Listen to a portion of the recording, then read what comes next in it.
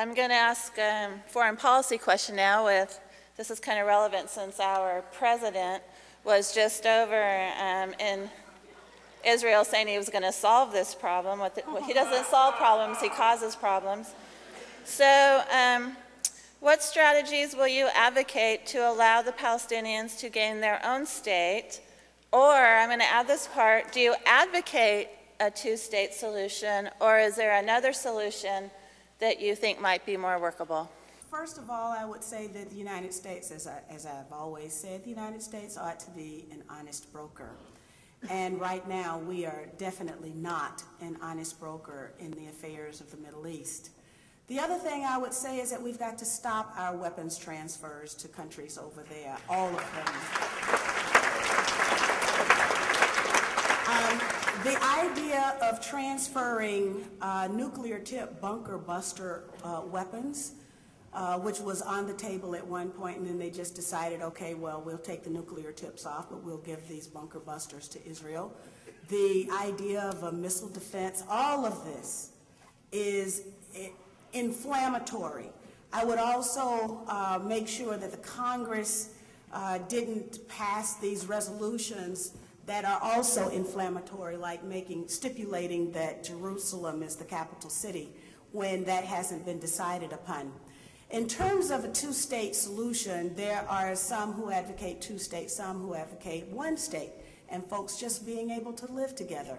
I would listen to the voices that are there, and I would strip away the influence of the AIPAC, the American Israel Public Affairs Committee, and listen to those human rights advocates who are there. Thank you. Pat Swift.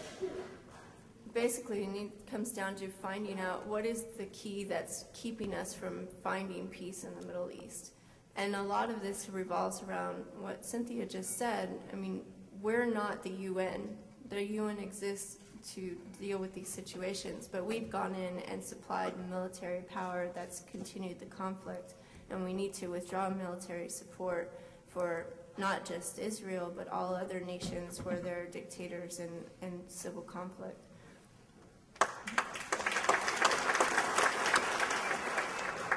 And work with the United Nations to resolve this situation and get all sides involved instead of just us trying to be the little power broker and play the games, and resolve the situations through a neutral party.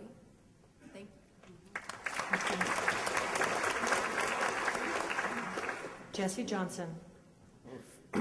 First of all, those bunker busters were designed for aerial mountaintop removal in the Caspian Basin to put through the pipeline, oil and gas pipeline.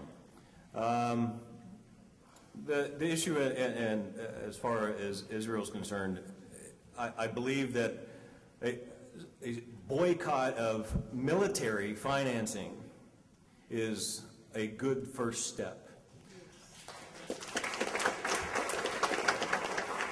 And then, much to the chagrin of our so-called president, I think mine's Al Gore, but in that regard, in that particular instance, I think that this situation requires that communication that I was talking about prior.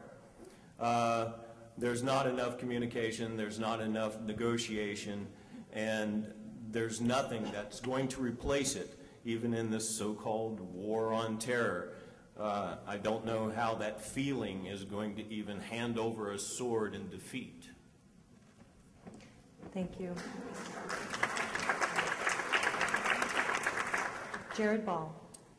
Again, I'll have to use an autobiographical example to show where my biases are. My Jewish mother was born in New York precisely because her parents left Palestine, and it was Palestine, because they felt tricked and betrayed by the Zionists who had convinced them to emigrate from Russia there in the first place. My black father, his experience and the experiences I've inherited as a black man dictate that we must deal again with the people here first. If you are going to treat black people and Latinos and indigenous people and white workers in this country the way you are, how in the hell can you expect that somebody else overseas will be treated better than the people right here?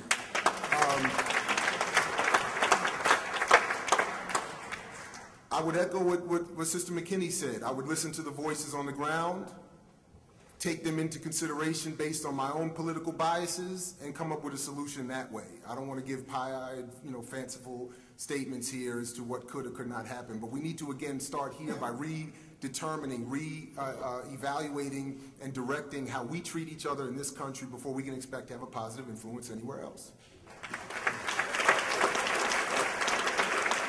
Final answer to this question, Kent Mesplay. What's happening in Israel and surrounding regions is influenced by our military-industrial congressional complex.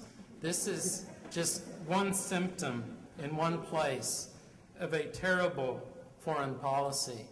And really, to get at the root of this problem, we need to have a true separation of powers. No simple quick fix is going to do it.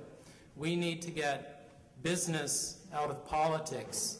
War is big business. War is tremendously big business. I would say use diplomacy more. I agree. Politicians, statespeople need to listen. That's a key skill. I don't think there is a simple solution. I believe the Green Party leans more toward a single-state solution, asking that both sides get along. There are Green parties throughout the world, including Israel, and that, I believe, is not their policy. Thank you.